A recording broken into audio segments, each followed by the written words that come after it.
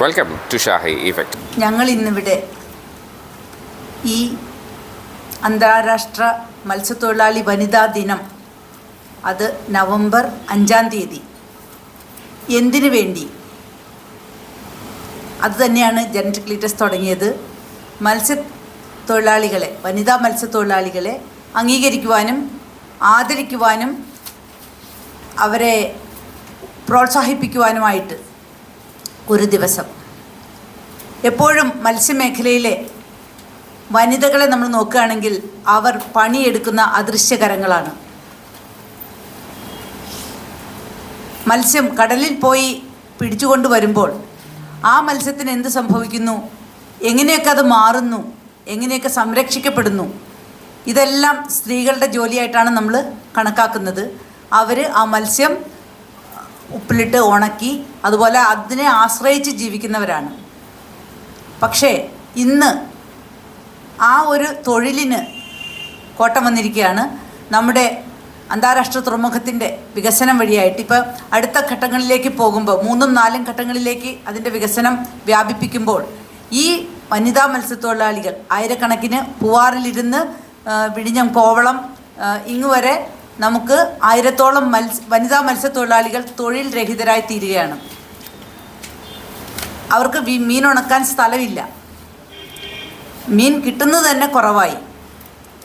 അപ്പോൾ അവരുടെ തൊഴിലില്ലാതെ വരുമ്പോൾ അവർ വേറൊരു തൊഴിലിനെ ആശ്രയിച്ച് ജീവിക്കേണ്ട ഒരു ഗതികേടാണ് ഇന്ന് വന്നിരിക്കുന്നത്. അതുപോലെ തന്നെ നമുക്ക് ഈ വനിതാ മത്സ്യത്തൊഴിലാളി ദിനം, അത് വേൾഡ് ഫിഷ് വർക്കേഴ്സ് ഫോറത്തിൽ എടുത്ത ഒരു തീരുമാനമാണ്. അതിൻ്റെ ജനറൽ അസംബ്ലി 8-ാം അസംബ്ലിയിൽ ബ്രസീലിൽ വെച്ചെടുത്ത തീരുമാനമാണ്. ഇങ്ങനെ ഒരു ദിവസം വേണം, ആ ഒരു ദിവസം നവംബർ 5 തന്നെ ആകണമെന്ന് പറയുന്നതിൻ്റെ ഒരു കാരണം, കഴിഞ്ഞ വർഷം ലോകമെമ്പാടും വിമൻ അസംബ്ലീസ് നടന്നുകൊണ്ടിരുന്നു. അപ്പോൾ നമ്മുടെ കേരളത്തിൽ വെച്ച് നടന്ന ദിവസമാണ് നവംബർ 5, വനിതാ മത്സ്യത്തൊഴിലാളി അസംബ്ലി ആയിട്ട് നമ്മളത് ഇവിടെ ആഘോഷിക്കുകയുണ്ടായി. പല സംസ്ഥാനങ്ങളിൽ നിന്നും പല സംഘടനകളിൽ നിന്നും ധാരാളം പേര് വലിയതുറയിൽ എത്തിച്ചേരുകയും അതൊരു സമ്മേളനവും അതുപോലെ തന്നെ ആഘോഷവുമാക്കി മാറ്റുകയും ചെയ്തു. അപ്പം അതിൽ നമുക്ക് അഭിമാനമുണ്ട്. അതേ ദിവസം തന്നെയാണ് WFFPയുടെ ജനറൽ അസംബ്ലിയിൽ ഇങ്ങനെയൊരു തീരുമാനമായിട്ട് ആ ഒരു ദിവസം അന്താരാഷ്ട്ര വനിതാ മത്സ്യത്തൊഴിലാളി ദിനമായിട്ട് നമ്മൾ ആഘോഷിക്കപ്പെടണം എന്നുള്ളൊരു തീരുമാനം. അപ്പോൾ ഈ വർഷമാണ് ഇത് ആദ്യമായിട്ട് ആഘോഷിക്കാനായിട്ട് പോകുന്നത്. അത് ലോകത്തിലെ 56 രാഷ്ട്രങ്ങളും, ഈ മത്സ്യമേഖലയുമായിട്ട് ബന്ധപ്പെട്ട് നിൽക്കുന്ന 56 രാഷ്ട്രങ്ങളിലും ഇത് ആഘോഷിക്കപ്പെടുന്നുണ്ട്. വിവിധ പരിപാടികളോടുകൂടിയാണ് ഇത് ആഘോഷിക്കുന്നത്. ഓൺലൈൻ സെമിനാറുകളും അതുപോലെ തന്നെ വർക്ക്ഷോപ്പുകളും, അതാത് ഏരിയയിലുള്ള വർക്ക്ഷോപ്പുകൾ, മറ്റ് ഇതിനെപ്പറ്റിയുള്ള ബുക്ക് റിലീസ്, അതുപോലെ തന്നെ ആർട്ടിക്കിൾസ് പബ്ലിഷ് ചെയ്യുന്നത്, ഇങ്ങനെ ഉൾപ്പെടുത്തിക്കൊണ്ട് ഈ ഒരു ദിവസം മാത്രമല്ല, നവംബർ 5 മുതൽ ഡിസംബർ 10 വരെയുള്ള 5 ആഴ്ചക്കാലമാണ് നമ്മളിത് ആചരിക്കാനായിട്ടും ആഘോഷിക്കാനായിട്ടും തീരുമാനിച്ചിരിക്കുന്നത്. ഈ 5 ആഴ്ചയിലും നമുക്ക് 5 വ്യത്യസ്തങ്ങളായിട്ടുള്ള തീമുകൾ എടുത്തുകൊണ്ടാണ് നമ്മൾ ഇതിനെ ആചരിക്കുന്നത്. അപ്പോൾ ആദ്യത്തെ ആഴ്ചയിൽ നമ്മൾ മത്സ്യത്തൊഴിലാളി വനിതകളുടെ അവകാശങ്ങളെ പറ്റിയാണ് നമ്മളതിനെ സ്ട്രെസ് ചെയ്തുകൊണ്ട് സംസാരിക്കുന്നത്. അപ്പോൾ മത്സ്യത്തൊഴിലാളികളുടെ അവകാശം, ഇനി ഇതിനിടയിൽ തന്നെയാണ് വേൾഡ് ഫിഷേഴ്സ് ഡേ, അതായത് മത്സ്യത്തൊഴിലാളി ദിനമായിട്ട് വരുന്നത് നവംബർ 21. അത് അങ്ങനെ ഒരു ദിവസം നമുക്ക് വേണമെന്ന് ഇതിൻ്റെ സംഘാടകരിൽ പ്രമുഖനായ ഫാദർ ടോം കോച്ചേരിയുടെ നിർദ്ദേശപ്രകാരമാണ് അങ്ങനെ ഒരു നവംബർ 21, അത് വർഷങ്ങൾക്ക് മുമ്പ് നമ്മൾ എടുത്തൊരു തീരുമാനം, അത് ഇന്ന് ലോകമെമ്പാടും ആഘോഷിക്കുകയാണ്, ആചരിക്കുകയാണ്, ഓർമ്മിക്കുകയാണ്. അപ്പോൾ അങ്ങനെ ആ ഒരു ദിവസം കൂടി ഇതിനിടയ്ക്ക് വരുന്നുണ്ട്, നവംബർ 21. പിന്നീട് വരുന്നത് ഡിസംബർ 10, ഇത് നമ്മുടെ മനുഷ്യാവകാശ ദിനം. അപ്പോൾ മനുഷ്യാവകാശ ദിനത്തിലും നമുക്ക് നമ്മുടെ അവകാശങ്ങളെല്ലാം തന്നെ മനുഷ്യാവകാശങ്ങളാണ്. ഇപ്പോൾ മത്സ്യത്തൊഴിലാളി എന്ന നിലയിൽ അവരുടെ അവകാശങ്ങൾ, മത്സ്യത്തൊഴിലാളി വനിതകൾ എന്ന രീതിയിൽ നമ്മുടെ അവകാശങ്ങൾ, ഇതെല്ലാം തന്നെ നമുക്ക് പ്രാഥമികമായിട്ട് ലഭിക്കേണ്ട അവകാശങ്ങളെ പറ്റി തന്നെയാണ്. അപ്പം നമുക്ക് ജീവിക്കാനുള്ള അവകാശം, ജീവിക്കാനുള്ള അവകാശമാണ് ഇന്ന് നഷ്ടപ്പെട്ടുകൊണ്ടിരിക്കുന്നത്. തീരം നഷ്ടപ്പെടുമ്പോൾ നമ്മുടെ വാസയോഗ്യമായ വീടുകളാണ് നഷ്ടപ്പെടുന്നത്. അതുപോലെ തന്നെ നമുക്ക് പണിയെടുക്കാനുള്ള സൗകര്യങ്ങളില്ല.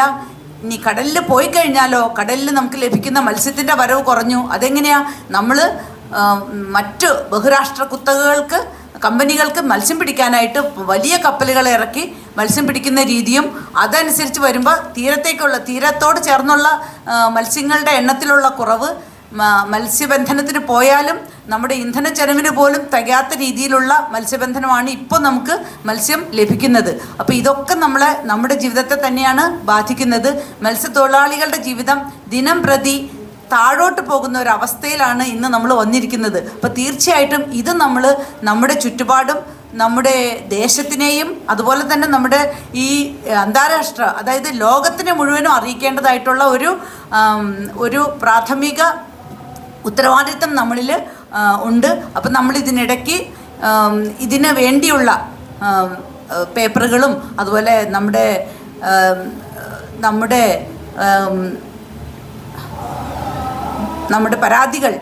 പരാതികളെല്ലാം തന്നെ നമ്മൾ ലീഡേഴ്സിനെ കണ്ടുകൊണ്ട് രാഷ്ട്രീയപരമായിട്ട് തന്നെ ഇത് എല്ലാവർക്കും സമർപ്പിക്കുന്നതാണ്. നമ്മുടെ പ്രധാന വിഷയങ്ങളായിട്ട് നമ്മൾ എടുത്ത് പറയുന്നത് തീരദേശത്തെ പട്ടയ പ്രശ്നവും കുടിവെള്ള പ്രശ്നവും പരിഹരിക്കുക, നഷ്ടമാകുന്ന തൊഴിൽ ദിനങ്ങൾക്ക് പുരുഷന്മാർക്ക് നൽകുന്നത് പോലെ തന്നെ സ്ത്രീകൾക്കും നഷ്ടപരിഹാരം നൽകുക, കടലിന്മേലുള്ള അവകാശം മത്സ്യത്തൊഴിലാളികൾക്കായി മാത്രമാക്കുക, ക്ഷേമനിധി വിഹിതം വർദ്ധിപ്പിക്കുക, അവ യഥാസമയം വിതരണം ചെയ്യുക, മത്സ്യത്തൊഴിലാളികളുടെ പെൺമക്കളുടെ വിവാഹ ധനസഹായം വർദ്ധിപ്പിക്കുക, മുതലപ്പുഴയിൽ ജീവൻ നഷ്ടപ്പെടുന്ന മത്സ്യത്തൊഴിലാളികളുടെ ആശ്രിതർക്ക് സർക്കാർ ജോലി നൽകുക, വിഴിഞ്ഞം തുറമുഖത്തിൻ്റെ പ്രവർത്തന ഫലമായി ജോലി നഷ്ടപ്പെട്ട മത്സ്യത്തൊഴിലാളി സ്ത്രീകൾക്ക് ബദൽ തൊഴിൽ സംരംഭങ്ങൾ ഒരുക്കുക, കപ്പൽച്ചാൽ മൂലമുണ്ടാകുന്ന തടസ്സങ്ങൾ മാറ്റി മത്സ്യത്തൊഴിലാളികൾക്ക് അതാത് ഗ്രാമങ്ങളിൽ നിന്ന് നേരിട്ട് മത്സ്യബന്ധനം നടത്തുവാനുള്ള സാഹചര്യം ഒരുക്കുക. ഇങ്ങനെ തുടങ്ങി നമ്മുടെ ആവശ്യങ്ങൾ ഉന്നയിച്ചുകൊണ്ടായിരിക്കും നമ്മൾ ഈ പ്രമേയം ഓരോ ലീഡേഴ്സിനെയും നമ്മൾ കണ്ട് മന്ത്രിമാരെയും കണ്ട് നമ്മളിത് സമർപ്പിക്കുന്നത്. Thank you for watching.